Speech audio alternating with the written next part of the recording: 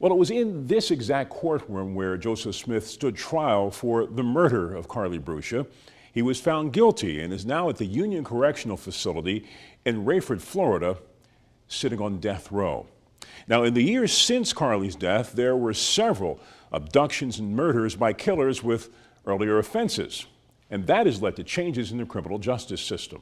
The Brucia case is one of several murders involving young girls here on the southwest coast of Florida, committed by men with prior records.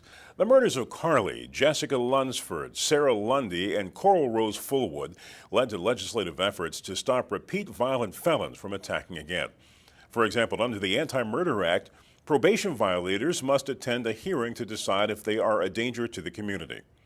A judge must decide whether to allow probation or to put the violator back in jail. It makes everybody, from the prosecution to the judge to probation, take extra hard look at this guy's criminal history or this person's criminal history to determine whether this person can be in the community and what's an appropriate sentence if the case is resolved. While the Anti-Murder Act helps keep dangerous felons off our streets, it wouldn't have prevented Carlie's murder. Under the law, Smith's prior charges would classify him as a lower-level offender. In 2004, former Suncoast Congresswoman Katherine Harris targeted similar cases, introducing Carlie's Law. The federal law would have toughened probation regulations, making it mandatory to incarcerate felons who break terms of their probation.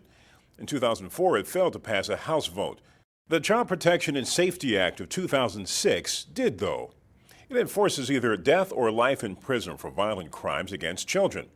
The legislation targets sex offenders, too, forcing them to register for life and providing the public with their names and addresses.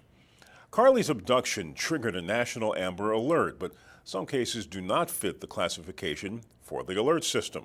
Locally, officials work closely with the media using an alert system for missing children.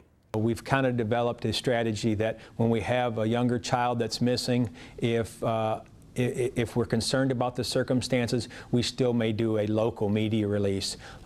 If it's something to it that is a little more suspicious than a runaway or something that's confirmed where the parents are reporting. Like in this particular case, there was no reason for Carlie to be missing. While these efforts aim to prevent future attacks, prosecutors and law enforcement remember Carlie's case specifically. I'll never forget this. It's not because as a prosecutor, it was a challenging case from an evidence standpoint or a closing argument standpoint or a strategic standpoint. It was a challenging case because you have an 11-year-old and you have to look at photos of an 11-year-old and knowing what happened to her in a place where we live. I go to Evie's to watch football with my kids and we play golf there, and so this is in our community, so that brings it home every day.